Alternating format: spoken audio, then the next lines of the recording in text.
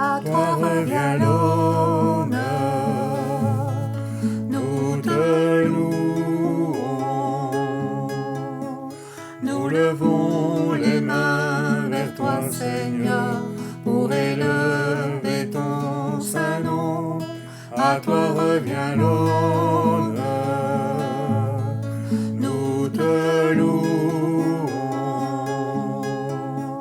nous levons les mains vers toi, Seigneur, pour élever ton saint nom, car tu es grand, ton amour est si puissant, ton bras si fort me saisit, pour m'emmener près de toi, car tu es grand, ton amour est si puissant, ton bras si fort me saisit, pour m'emmener près de toi, car tu es grand. Car Dieu t'a tant aimé, qu'il a donné Jésus son Fils unique sur la croix, pour pardonner tes péchés. Car Dieu t'a tant aimé, qu'il a donné Jésus son Fils unique sur la croix, pour pardonner tes péchés. Car il est grand, son amour est si puissant, son bras si fort te saisit, pour t'emmener près de lui.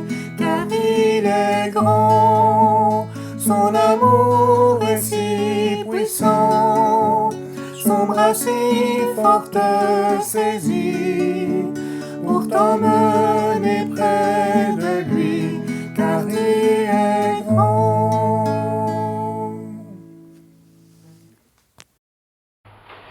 Et en parlant de communication, j'aimerais vous lire un verset qui semble être sans importance. Pourtant, on dit que toute la Bible est importante, toute la Bible est parole de Dieu, ça a été écrit par des hommes de Dieu, ça a été partagé, ça a été transmis, c'est encore transmis, c'est imprimé, c'est réimprimé, enfin bref, nous avons tous des Bibles, parfois en plusieurs exemplaires, avec plusieurs traductions différentes dans nos maisons. Paul à Timothée, voilà ce qu'il dit un jour. Paul, l'apôtre, à Timothée, Timothée c'est le petit jeune, trentaine d'années quand même, Paul à Timothée, donc, quand tu viendras, tu apporteras ton manteau. Non, tu apporteras le manteau que j'ai laissé à Troas. Tête de linotte, ce missionnaire. Tête de linotte parce que Troas était très loin de Jérusalem. Il a laissé son manteau là-bas, qui va l'apporter? Compliqué. Donc c'est dans le Nouveau Testament ça. Que j'ai laissé à Troas, en plus je l'ai laissé chez Carpus. C'est pas un éleveur de puces, c'est son nom, Carpus. Les livres, spécialement, ceux que je veux retrouver, ce sont les parchemins. Donc les livres qui avaient de grande valeur, qui sont d'ailleurs dans nos Bibles à nous aujourd'hui. C'est 2 Timothée 4, 13 à 14 en particulier, et je vous le lis. Timothée 4, 13 à 14, il est écrit: quand tu viendras, sympa, n'ayez pas peur d'aller les uns vers les autres entre nous, hein. Faut se visiter, c'est bien. Quand tu viendras, rapporte le manteau que j'ai laissé à Troas.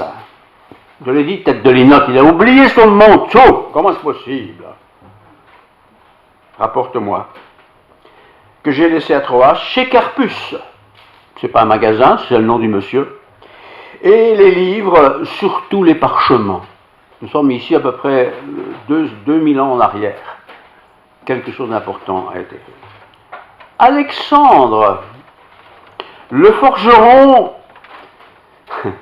m'a fait beaucoup de mal. C'est drôle, hein? Ce petit texte commence par une demande, une requête, voilà, j'ai rapporté mon manteau. Et puis, il parle d'Alexandre, le forgeron, hein, qui m'a fait beaucoup de mal. le Seigneur le traitera conformément à ses actes. Autrement dit, il m'a fait du mal, c'est pas à moi de me venger, le Seigneur va s'en occuper. Parfois, nous sommes aussi, je le dis d'emblée, victimes de méchanceté. On a dit du mal, on a fait du mal, on a mal agi, on a mal interprété. Que fait-on? On se fâche, tous les mêmes. Moi, je ne vais plus à l'église, c'est pas bien, c'est pas bien, c'est pas bien. Méfie-toi aussi de lui. Méfie-toi aussi de lui. Donc d'Alexandre, car il s'est fortement opposé à nos paroles. Petite introduction ici au court message que je vais faire ce matin, c'est que dans une église, quelle qu'elle soit, petite, grande, francophone, néerlandophone, germanophone, enfin tout ce que vous voulez, il y a toujours toutes sortes de personnes. Il y a des personnes qui ne disent jamais rien. Toujours polies, toujours correctes, bonjour, au revoir, à dimanche prochain. Il y en a d'autres qui savent toujours tout, mieux que les autres, toujours prêts à imposer les idées, comme ça, au milieu du jeu de qui. Pasteur, vous avez dit une connerie! Je l'ai entendu ça de mes oreilles, en public, Pasteur, vous avez dit une connerie! Ah tiens, pour la connerie, c'est beau. Et toi, qu'est-ce que tu as dit là? Tu as dit une méchanceté sur moi, c'est pas sympa ça. Vous voyez comment ça va, Mais évidemment, on ne peut pas vivre dans des conditions pareilles.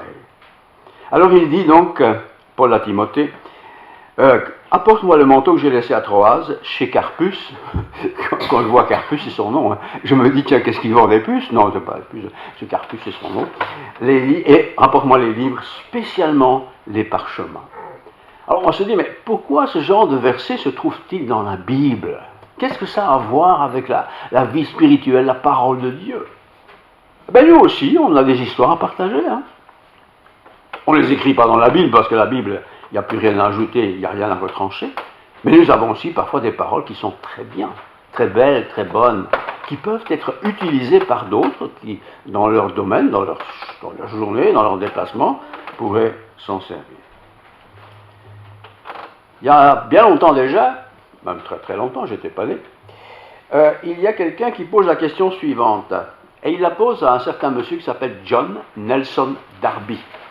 Alors, parmi nous ici, il n'y a pas beaucoup de gens qui sont des darbinistes, qui écoutent la doctrine de Darby. Mais il est dit de lui qu'il était, John Nelson Darby, était très très méticuleux. D'ailleurs, il était à ce point méticuleux, c'est qu'au XVIIIe siècle, ce petit groupe de chrétiens anglais, britanniques, donc anglais, quelques-uns ont dit il nous faut une église. Il n'y avait pas beaucoup d'églises non plus. Il nous faut une église. Mais quel genre d'église? Les églises catholiques, il y en avait tant et plus. Mais on ne veut plus des églises catholiques. On veut une église chrétienne, dite évangélique. Alors, John Nelson Darby, anglais je l'ai dit, se dit, moi je veux bien. Moi je veux bien. Et cet homme, John Nelson Darby, qui n'était pas riche, il n'avait pas de richesse d'ailleurs, c'était un monsieur comme vous et moi, mais il aimait Dieu. Il n'avait pas une grosse Bible, ça coûte trop cher, mais il aimait Dieu, il connaissait la parole de Dieu, tellement il avait lu et relu et encore relu ces textes-là. Son cœur était abondamment, complètement rassasié de parole de Dieu. John Nelson Darby. Et de là est né, un peu d'histoire ici, est né ce qu'on appelle le darbisme. En fait, le darbisme, ce n'est pas une nouvelle religion protestante, c'est des gens qui vivent à la façon que Darby avait vécu en son temps. Et comment faisait Darby en son temps, quand il était jeune chrétien? Il disait, venez chez moi, lundi soir, on va prier ensemble, on va lire la Bible ensemble. Et voilà, et ça s'est fait comme ça, c'était en Angleterre, et ça a très bien marché. Mais évidemment, nous avons des voitures, nous avons des mobylettes, nous avons des vélos, un téléphone, c'est facile, la télé, la radio. À l'époque, il n'y avait rien de tout ça. Mais il fallait communiquer. Et pour communiquer, il faut aller chez l'autre. Mais aller chez l'autre, c'est loin. Voilà, il y a la famille et tout ça. Alors, il dit dans 2 Timothée 4, 13, je vous lis ce verset. C'est un verset qui m'a particulièrement touché en préparant ceci. Quand tu viendras, donc ça c'est dans le Nouveau Testament, quand tu viendras, rapporte-moi le manteau que j'ai laissé à Troas. Troas, c'est une petite ville. Rapporte-moi ce manteau chez Carpus, c'est pas le vendeur de carpettes, c'est son nom, chez Carpus, et apporte-moi les livres, surtout les parchemins. C'est écrit il y a très très longtemps dans nos Bibles, hein, parce que la Bible, 16e siècle, il n'y avait pas de Bible, il y avait des gens qui lisaient des textes qui avaient été copiés comme ça se répétait, ça s'apprenait, c'était comme ça. Donc je relis la fin. Quand tu viendras, rapporte-moi le manteau que j'ai laissé à Troas, un bête manteau, chez Carpus, et les livres, surtout les parchemins. Et les parchemins, c'était tous ces documents qui avaient été écrits par les uns et les autres, et qui en fin de compte ont formé la parole de Dieu. Parce qu'on se dit parfois, mais dans le fond, qui est-ce qui a écrit tous ces livres? Il y a des auteurs différents, il y en a beaucoup. Il y a beaucoup de pages, il y a beaucoup de situations, il y a une longue période de l'histoire. Qui a dit que cette histoire était plus vraie, plus juste, plus intègre que d'autres? Sinon, l'Esprit de Dieu. On a besoin de s'appuyer, en tant que chrétien, chrétienne, on a besoin de s'appuyer sur quelque chose de solide. Si je m'appuie sur des petits textes que l'un et l'autre avons écrits, on peut les lire, il n'y a pas de problème. Mais ça ne veut pas dire que ce texte est forcément un texte inspiré. Mais quand nous disons que la Bible est un livre, un ensemble de livres inspirés, c'est autre chose que si moi j'écris un texte qui n'est peut-être pas inspiré, même s'il est bien. Quand je lis la Bible, qu'est-ce que je lis en fait? Quand je réfléchis à un texte, n'importe lequel, Ancien Testament comme Nouveau Testament, qu'est-ce que je recherche? Qu'est-ce que je veux découvrir? Qu'est-ce que je veux sentir? Une belle histoire, un beau texte, une belle phrase, une belle phraséologie, des beaux verbes, des beaux sujets. Est-ce que c'est ça que je cherche? Ou est-ce que je cherche la parole de Dieu? Difficulté pour nous, c'est que nous ne connaissons pas tous l'hébreu ni le grec. C'est des traductions. Et nous savons tous qu'une traduction, c'est une traduction. Mais dans une traduction, il y a parfois des petites choses qui ne sont pas tout à fait exactement ce que l'auteur aurait écrit ou a écrit. Donc quand on lit la Bible, ou quand on écoute quelqu'un prêcher, qu'est-ce qu'on entend? Qu'est-ce qu'on lit? On écoute une histoire comme un maître d'école? Est-ce qu'on fait attention mais sans vraiment faire attention? Eh bien si tout ça est vrai, nous aurons un attachement à la parole de Dieu fragile. Si au contraire, parce que j'ai été attentif, parce que j'ai lu et relu, étudié un verset ou un passage ou une section, lorsque je m'attache à cela, je me dis, tiens, ce texte n'est quand même pas simplement un texte. C'est pas un voisin ou un copain qui a écrit une petite ligne comme ça pour me faire plaisir. C'est ce que nous disons, la parole de Dieu. Quand vous lisez la Bible, chacun de vous, qu'est-ce que vous lisez?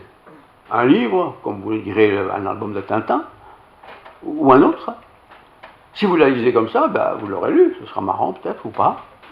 Mais si vous la lisez comme parole de Dieu, ça change tout. En plus, nous avons une grosse difficulté, c'est que nous ne connaissons pas tous la langue des écrivains. Moi, je ne pourrais pas comprendre l'hébreu. Je ne connais pas l'hébreu. Le grec, ça va encore. Le latin, un petit peu. Mais quand même pas des masses, je vais tout oublier.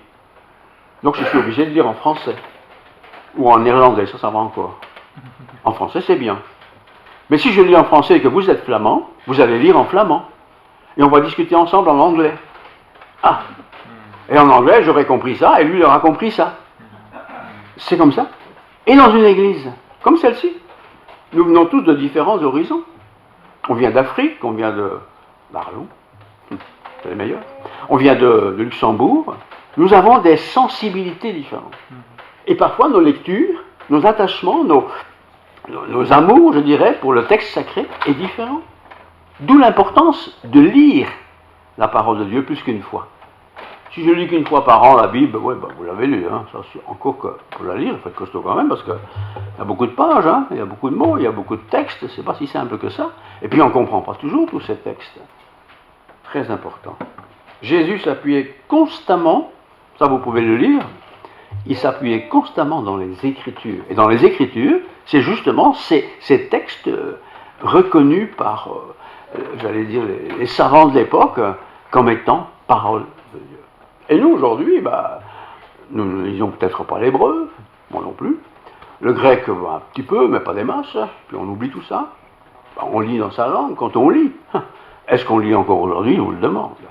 On vient à l'église, c'est bien. Et celui qui prêche, est-ce que c'est un francophone qui parle néerlandais? Ou bien c'est un néerlandais qui parle anglais? C'est différent.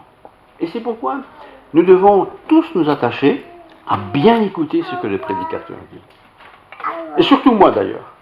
Parce que moi j'aime bien raconter une petite blague de temps en temps, vous l'aurez remarqué, petite blague sympathique, hein, pour rigoler un peu, pour détendre, parce que j'aime bien qu'on soit détendu. Mais c'est pas écrit dans la Bible ça. Mais c'est quand même présent quand un prédicateur parle. Et quand le prédicateur parle, par définition, il a dû préparer son message. Et c'est pourquoi, moi en ce qui me concerne, j'écris à peu près tout. Mais j'écris pas tout à fait exactement la même chose que ce que je vais dire. Mais c'est écrit ce que je vais dire. Mais quand je parle, comme maintenant, suivant la sensibilité, suivant l'attitude des uns et des autres, suivant le bruit, le non-bruit, je vais ajouter un ou deux mots qui vont avoir l'ensemble comme vérité. Notre Seigneur Jésus, ceci je le lis, a toujours été dans la parole de Dieu. Et ils n'avaient pas des Bibles comme nous, ils avaient des rouleaux. Vous imaginez un rouleau? Toute la Bible, en rouleau, ça fait un paquet de papier. Hein. Il fallait dérouler, il fallait lire en plus par colonne, il fallait tourner de gauche à droite, parfois de droite à gauche. C'était compliqué. Et pourtant, ces gens, quand on lit, pour ceux qui étaient un peu intellectuels, quand on lit ce qu'ils ont écrit comme commentaire, on se dit, mais comment est-ce qu'ils ont fait? Qu'est-ce qu'ils ont utilisé comme encre? Quelle était leur plume? Quelle était la façon d'écrire? C'était des gens qui étaient consacrés. Et j'en reviens à ce que je veux partager avec vous ce matin. L'importance de se consacrer à la parole de Dieu. Nous avons le privilège d'avoir en nombre inimaginable des livres qui font des commentaires, des explications, tout ça. Nous avons ça tant que tu veux, c'est même pas cher. Mais j'ai beau avoir ça dans mon grenier ou dans ma bibliothèque, si je ne les lis pas, je ne sais pas. Et si je les lis, peut-être que je vais les lire d'une certaine manière par quelqu'un qui a écrit dans sa propre langue, qui a été traduit par quelqu'un dans une autre langue. C'est très compliqué. Et parfois, on a mal compris un texte. Ou peut-être celui qui l'a expliqué l'a mal expliqué. C'est pourquoi un sermon, dimanche matin par exemple, vous avez remarqué que moi je ne parle pas beaucoup d'autre chose que du sermon, du message, parce que ça me tient à cœur, j'aime ça. Je le prépare, je le lis, je le médite, j'essaie de comprendre moi-même ce que j'ai écrit et ce que j'ai dit, et puis je vérifie parfois, tiens, parfois, qu'est-ce que tu as compris, ou quelqu'un me dit, mais vous avez dit ça, qu'est-ce que vous vouliez dire exactement? Voilà, c'est difficile. Et si on ne prend pas attention à corriger, pas corriger pour être un professeur qui corrige, mais corriger pour, est-ce que j'ai bien compris ça? Est-ce que c'est bien ça que tu voulais dire? Est-ce que c'est ça qui est écrit exactement? Parce qu'en plus, nous avons beaucoup de traductions. Français courant, par exemple. C'est pas un français qui coule avec de l'eau, hein. Un français courant, c'est le français que tout le monde parle, enfin, généralement. Mais dans un livre comme la Bible, on ne parle pas tout à fait comme tout le monde parle, il y a des corrections. Mais ces corrections, parfois, sont compliquées à comprendre, parce qu'on ne comprend pas ce genre de français-là. Vous voyez? C'est difficile. Et il ne faut pas avoir peur, je vous le dis franchement, il ne faut pas avoir peur de relire un passage, ou de dire à sa femme, tiens, livre ça, dis-moi ce que tu en penses. Ou un enfant, ou un voisin, n'importe, ou n'importe qui d'ailleurs. Qu'est-ce que tu comprends? Si on prend un commentaire fait par des savants, on aura une explication, mais c'est une explication d'un commentateur, d'un intellectuel, bien sûr.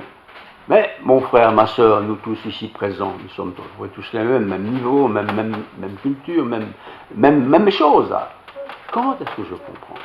Alors on écoute un sermon, par exemple, comme vous faites ici attentivement. Je vous vois bien, hein.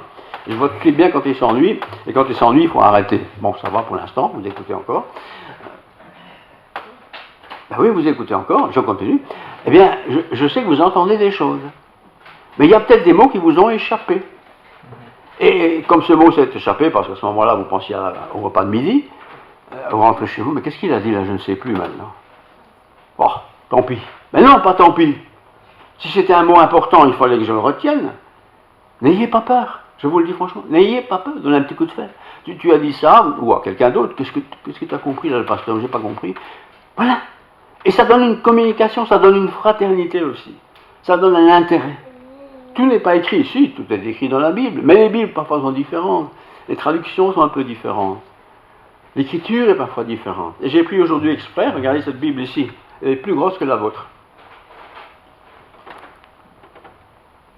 Il y a plus de pages que dans la vôtre. Pourtant, c'est exactement la même Bible. Mais quand vous regardez le caractère, de là où vous êtes, vous pouvez presque le lire. Grand caractère. Grand caractère, parce que ça mène à lire facilement. C'est facile à lire. Mais c'est le même texte. Et en texte, ici en tout cas, c'est la version qu'on appelle nous Louis II. C'est pas la Bible Louis II, c'est monsieur Louis II, c'était son nom, qui a traduit toute la Bible dans les langues qu'il a voulu partager, en partant de l'hébreu et du grec. Et c'est en français, ou en néerlandais, ou en espagnol, ou en luxembourgeois, ça existe même en luxembourgeois. Vraiment, hein, ça existe en luxembourgeois. Donc si vous aimez le luxembourgeois, achetez une Bible en luxembourgeois. Mais, que fait un verset que je ne comprends pas? Et il y a des versets, franchement, qui sont compliqués. Quand vous lisez une histoire de l'Ancien Testament, n'importe quelle histoire, bah, vous lisez ça, vous comprenez bien quelle est l'histoire. Mais quand vous lisez des mots que vous ne connaissez même pas, bon, on va regarder le dictionnaire. Le dictionnaire n'en connaît pas plus que nous. Ou ce qui traduit, c'est une traduction de savant, c'est pas une traduction spirituelle qui vient de l'Esprit de Dieu. Ah ben je vais demander à mon père ou à ma mère, mais eux ils ne croient pas, donc ça ne va pas. Je vais demander au pasteur, mais lui n'a jamais le temps, il est toujours devant la porte, il est toujours parti. Et puis ben, c'est bon, si on reste comme ça. Mais en attendant, on est peut-être passé à côté de quelque chose. C'est comme un repas. Hein. La maman prépare un repas, c'est le même repas pour tout le monde, et pourtant on n'a pas mangé comme tout le monde. On a pris plus de ceci ou plus de cela, on a laissé un peu de côté ceci parce qu'on n'aime pas trop, on pense qu'on n'aime pas. C'est exactement la même chose avec la parole de Dieu. On a besoin, quand on lit la parole de Dieu, écoutez bien cette phrase, on a besoin d'être béni.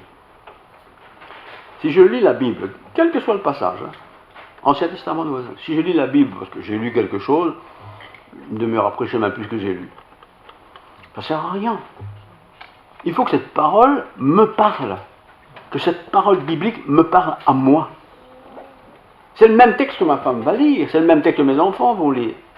Mais le texte qui est le même pour tout le monde sera comprise différemment par l'un et par l'autre. C'est pourquoi? C'est pas que je suis bête ou super intelligent, c'est parce que l'Esprit de Dieu me parle. Et l'Esprit de Dieu veut parfois que je mette mon esprit en consécration à un texte et un passage particulier pour moi aujourd'hui. Et si vous prenez vous le même texte aujourd'hui pour vous, et qu'après on dit tiens, qu'est-ce que tu as compris? Qu'est-ce qui t'a fait du bien? Moi je vais dire la même chose de mon côté, et moi je dis tiens, c'est pas tout à fait la même chose. C'est le même texte. Mais l'esprit de ce texte dans ma vie est différent.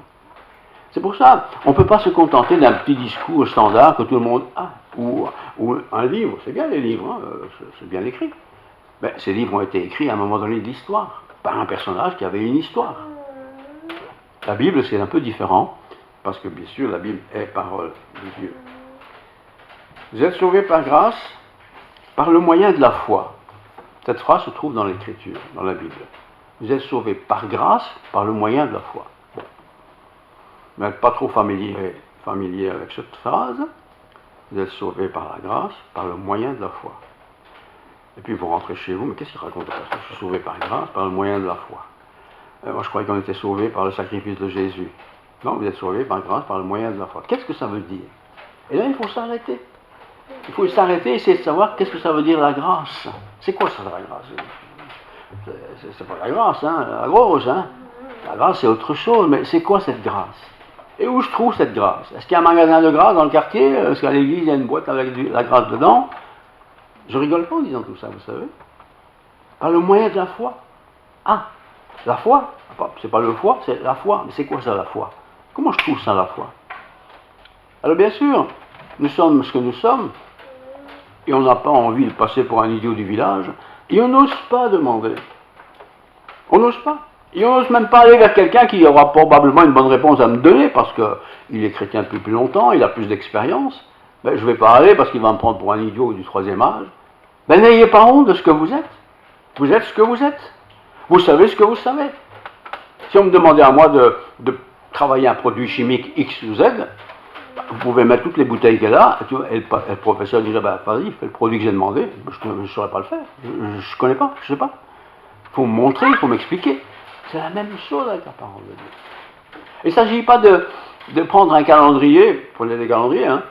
Il y a toujours un texte à lire. Si le texte n'est pas trop long, ça va. 2, 3 versets, 4 versets, ça va. Mais si le texte vous dit vous lire du premier verset au 31 verset, chapitre 6, 7 et 8 et 9, à cette heure-là, je dois être au travail, je ne l'aurai pas lu, donc je ne lirai pas. Il faut faire attention. Je dois être nourri. Nous nous nourrissons tous, mais je ne vais pas prendre aujourd'hui 3 kilos de patates pour ne pas devoir manger demain. Ça n'irait pas, ça ne passera pas. Je prends un peu de parole, un peu de parole. Et si je n'ai pas compris quelque chose, c'est pas grave. Demain, tu reliras quelque chose. Peut-être, entre-temps, l'Esprit de Dieu t'aura éclairé, ou tu auras vu quelqu'un, ou rencontré quelqu'un, ou lu quelque chose, qui va te dire, oui, c'est ça que ça veut dire, tout simplement. Et ça me fera du bien. Ça me fera beaucoup de bien. C'est comme si on disait, André, je t'ai préparé des frites. Et puis je mange ces frites, pas de sel, pas de poivre, rien, c'est fade, pas de sauce. Oui, c'est un peu fade, ça. Mais si au contraire, tu vas manger des frites, j'ai préparé ça. Un petit morceau de viande, bien rouge et tout ce qu'on veut, là.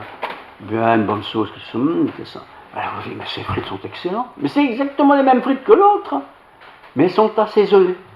Et c'est pourquoi l'Écriture dit que votre parole, je ne sais pas si vous connaissez la suite, soit toujours assaisonnée de sel. Quand je lis la parole de Dieu, pas une fois par an, la nouvelle année, mais régulièrement, cette parole va devenir mienne. Il faut un peu mémoriser les choses. Il y a l'occasion, quand je vais parler de ces textes ou d'autres textes, je vais lire ces textes, je vais quelque part l'assaisonner de mes compréhensions et de le partager avec celui avec qui je suis. Tout est important dans la Bible, mais tout n'a pas le même poids. Évidemment, vous prenez un livre de l'Ancien Testament, les généalogies par exemple, il y a des longues généalogies, beaucoup de noms. Vous lisez ça, bon d'accord, c'est intéressant, mais je ne connais pas ces gens-là, moi. Mais il y a d'autres textes très courts, qui ont une telle puissance, une telle force de quelque chose que j'ai besoin de savoir. Quand Dieu dit « vos péchés seront pardonnés », c'est une phrase très courte, tout le monde sait ce que ça veut dire, « vos péchés seront pardonnés ». Mais comment est-ce qu'ils vont être pardonnés? Et quels péchés vont être pardonnés? Et qui va me confirmer que c'est bien pardonné? Ça fait déjà 3 questions auxquelles je n'ai pas répondu. Mais je dois répondre, je dois écouter. Et c'est pourquoi, les frères et sœurs, nous, les uns les autres, on essaie de trouver quelqu'un qui peut-être a déjà vécu une histoire ou l'autre et dit, tiens, comment tu comprends ça? Ne pas dire, explique-moi, comment tu comprends ça, toi? Comme ça, comme ça, comme ça. Et puis un autre, et toi, tu comprends ça comment? Comme ça, comme ça, comme ça. Et puis il y a des réunions publiques, bien sûr, avec des spécialistes, tout ça existe. Il y a des livres, des beaux livres. Mais des livres, c'est des longues tartines, quand on a lu ça, on est fatigué, on ne lit même plus. Sage. La Bible est une bonne nourriture de chaque jour. Et c'est pourquoi moi je suis très, très heureux d'avoir tous ces spécialistes qui nous ont fait de tellement beaux livres, pas pour écrire une Bible bis, nos Bibles sont très bien faites, mais il y a des Bibles qui sont plus difficiles à lire que d'autres. Je reviens à John Nelson Darby, anglais, je l'ai dit, qui a écrit aussi une Bible. Il a traduit la Bible en hébreu et en grec dans sa langue anglaise, mais il était tellement compliqué dans son anglais, c'était un intello, qu'il écrivait toujours comme un intello. Et quand quelqu'un d'anglais qui pouvait lire et comprendre ce langage, il lisait ça, il ne comprenait rien du tout. C'était trop compliqué, c'était trop littéral, c'était trop difficile. Celui qui l'avait fait, il l'avait bien fait, mais celui qui lisait, j'ai rien compris. C'est comme dans les prédications, je vous le dis en France. Il y a des prédicateurs, on les aime, on a tout compris. On peut être à moitié endormi, on a encore compris. Il y en a d'autres, on dit, mais j'ai rien compris. J'ai rien compris. Soit parce qu'il n'y avait pas un bon micro, ça peut arriver, soit parce que celui qui parlait, il parlait tellement d'une manière compliquée, j'ai rien compris. Alors comme on est poli, on ne va pas dire, écoute, pasteur, j'ai rien compris. Un peu vexant pour le pasteur, il ne devrait pas être vexé quand même, enfin, j'ai rien compris. Les privilèges, c'était enregistré. Tiens, écoute la cassette ou le CD, tu peux réécouter. Ouais, mais cassette et un CD, je n'en ai pas. J'ai pas d'appareil. Enfin, tout ça, vous connaissez ça comme moi. Lire la parole de Dieu. Si vous avez un calendrier comme on les vend chaque année, un calendrier chrétien, un verset par jour avec un commentaire, un ou deux versets par jour, un petit groupe de versets, c'est déjà plus facile. Mais si vous prenez, je termine, si vous prenez un gros livre comme ça, tout ce qu'il y a dedans est juste, mais qui explique, je ne sais pas, le psaume 119, en 200 pages, le psaume 119 c'est une page dans la Bible, et là il y a 200 pages à lire, je n'arriverai jamais à lire tout ça, c'est compliqué. Et pourtant, ce qui est écrit est juste et très bien. Donc, on doit aussi, je pense, je termine vraiment, reconnaître nos propres capacités. Si je suis quelqu'un qui aime bien lire, ben c'est facile. Mais il y a des gens qui n'aiment pas bien lire. Il y a même des gens qui ne savent pas lire, tout simplement. Alors comment font-ils? Ben, vous pouvez gentiment dire, tu veux que je te lis un peu ce passage, parce que moi j'aime bien le lire. Voilà. Et le lire avec souplesse, délicatesse, sans attitude de monsieur c'est tout, madame c'est tout. Non, je lis. Et si quelqu'un dit, mais qu'est-ce que tu dis? J'ai pas compris. Tu relis une deuxième fois ou 3 fois, 10 fois. Et tu peux me dire, moi je comprends ça comme ça. Et comment tu comprends, toi, ce passage? C'est comme ça, c'est comme les repas que maman fait. Elle fait des repas, très bien. Tout le monde va manger la même chose, mais certains vont dire, oh, quel regard, c'était bon, c'était bon. L'autre va pas pour lui dire, ah ben c'était bien, maman, j'ai bien aimé. Mais tu sais, c'est un peu trop salé, hein. Ben, c'est comme ça. Ou c'est trop sucré, n'importe. La Bible, c'est aussi ça. Alors, je termine. La dernière lecture de la Bible nous invite à écouter ceci. Donc, c'est Apocalypse, vous l'avez deviné. Celui qui atteste ces choses, c'est pas celui qui a écrit, mais il atteste celui qui l'a écrit. Celui qui atteste ces choses dit, oui, je viens bientôt. Il fait allusion à qui, là? Hein? Ben, à Jésus. Oui, je viens bientôt. Ça a été écrit quand? La semaine passée? Ça a été imprimé quand? La semaine d'avant? Oui, peut-être, mais c'est pas la semaine passée que ça a été écrit. Ça a été écrit à la fin du 1er siècle. Oui, je viens bientôt. C'est Jésus qui a dit ça. Et je viens bientôt avec plusieurs choses. Amen, répond l'auteur. C'est pas Jésus qui le dit ce coup-là. Amen, viens Seigneur Jésus. C'est une réponse qu'on a eue dans nos Bibles. Que la grâce du Seigneur, réponse de Jésus ce coup-ci, que la grâce du Seigneur Jésus-Christ soit avec tous les saints. C'est un qui pose une question, il a une réponse, mais la réponse qu'il donne est valable pour tout le monde. Moi, je peux donner des réponses, mais qui ne sont pas forcément valables pour tout le monde, parce que je ne suis pas Dieu, moi. Hein? Mais je peux répondre d'après ce que je sais, d'après ce que je connais de la personne, d'après ce que la personne veut entendre aussi. Vous voyez? Important. Je le déclare à toute personne qui écoute les paroles, je lis ici, hein, de la prophétie de ce livre, donc c'est dans l'Apocalypse. Hein, si quelqu'un y ajoute quelque chose, Dieu lui ajoutera des fléaux décrits dans ce livre. Ah bon? Tiens, je relis maintenant. Je le déclare à toute personne qui écoute les paroles de ce livre. Vous, ce matin par exemple, vous les écoutez, hein? Si quelqu'un y ajoute quelque chose, le quelqu'un, c'est pas vous qui écoutez, c'est celui qui parle. Si quelqu'un y ajoute quelque chose à ce qui est écrit, Dieu lui ajoutera les fléaux décrits dans ce livre. C'est pourquoi nous devons faire attention aux prédicateurs. C'est pas parce qu'il est prédicateur, qu'il a des diplômes grands comme ça, que tout ce qu'il dit est juste. On doit l'écouter. Et si on trouve que là, il a dit quelque chose qui ne me semble pas être juste, soyez pas gênés, un pasteur ou n'importe qui. Tu as dit ça, j'ai lu ça, mais ça ne correspond pas. Qu'est-ce que tu veux dire là? Corrigez. Sinon tu vas partir, je dis tu, hein, sinon tu vas partir avec une idée qui est fausse. Et comme le prédicateur ou celui qui lit le texte ne sait pas qui a compris quoi, ben, ça va rester comme ça. Et peut-être qu'il va continuer toute une partie de sa vie avec un texte qui n'est pas justement interprété. Et lui, il va le raconter à d'autres qui vont aussi mal comprendre, et ainsi de suite, et ainsi de suite. C'est pour ça qu'il y a des groupes protestants, on pourrait prendre des protestants, qui sont très différents les uns des autres. Très différents. Ils sont chrétiens, mais ils sont chrétiens avec une lecture différente du même texte. Pourtant, c'est le même texte. Et encore, dans les textes que nous avons, je termine, il y a des traductions différentes. C'est encore une complication. Un texte qui est lu en néerlandais, par un savant, ou un autre texte qui est écrit en français par un autre savant, c'est toujours le même texte traduit, mais ils seront différents dans l'interprétation, parce que je ne parle pas aussi bien, ou je ne comprends pas aussi bien le néerlandais que le français. Vous voyez? Très important. Très important. Ne pas se précipiter. Ne pas dire, ah, Dieu m'a dit que, c'est peut-être pas Dieu qui te l'a dit, mais en tout cas le texte le dit, mais vérifie si ce texte est bien juste. Et je sais pourquoi. Eh bien, la suite, je vous la donnerai dimanche prochain. Qu'est-ce que je veux dire par là? Ben, soyez là dimanche prochain. Mais comme d'ici dimanche prochain, j'aurais déjà oublié que je vais le dire, ben, mais il a dit qu'il allait le dire, mais il n'a pas dit. Ben oui, ben c'est pas grave. On va aller le dimanche après. Vous voyez? Moi j'aime bien rigoler un peu. Vous savez, les églises, on est comme ça. Bon, c'est bien, une fois ou deux, mais de temps en temps, on est heureux, quoi. Non? Qui est-ce qui n'est pas heureux ce matin? On n'oserait pas, hein? Mais peut-être il y a certains qui ne sont pas heureux, hein? Ben forcément. Vous êtes parti de la maison, vous êtes laissé tomber la pile d'assiettes que maman venait d'acheter la semaine dernière. Elle n'était pas là, donc elle ne le sait pas, mais pendant que je suis ici, je sais bien que je vais me faire appeler Arthur, hein? Ben, je ne vais pas avoir le même écoute du sermon que si j'avais été sympa. Nous sommes des humains. Nous sommes des humains. Voilà. Prions. Seigneur, merci pour ta parole. Ah, une parole tellement vaste, tellement importante. Tu es bon toi-même, tu es juste, tu es saint. Tu veux nous encourager, tu nous encourages tellement de fois.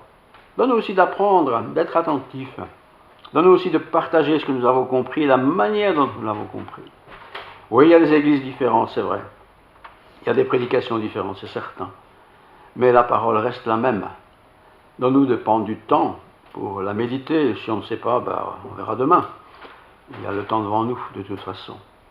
Je te prie, Seigneur, de bénir par ta grâce tous les frères et sœurs ici présents. Non seulement d'être bénis, ça veut dire du bien, mais ça veut aussi dire que tu vas être avec nous. Pour que ce bien que tu nous donnes, nous puissions en jouir pleinement. Et à notre tour le partager avec d'autres. Et d'abord avec ceux de notre famille. La famille est importante. Merci pour ta présence. Merci pour ce beau soleil. Merci pour cette journée. Gloire à ton nom. Amen.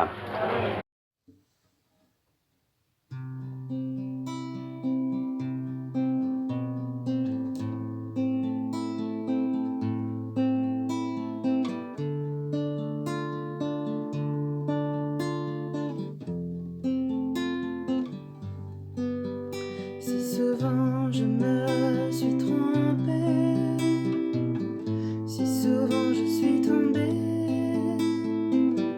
toujours tu étais là pour moi, pourvoyant à mes besoins. Tu étais là quand j'étais seule, dans mes peines et mes douleurs. Tu guidais mes pas, m'abritant de la pluie. Jésus, c'est toi qui as changé ma vie. Tu es tout ce que je désire et je veux te dire, Jésus, je t'aime, car tu m'as aimé. Comment imaginer vivre sans toi? Jésus, je t'aime, car tu m'as aimé. Comment imaginer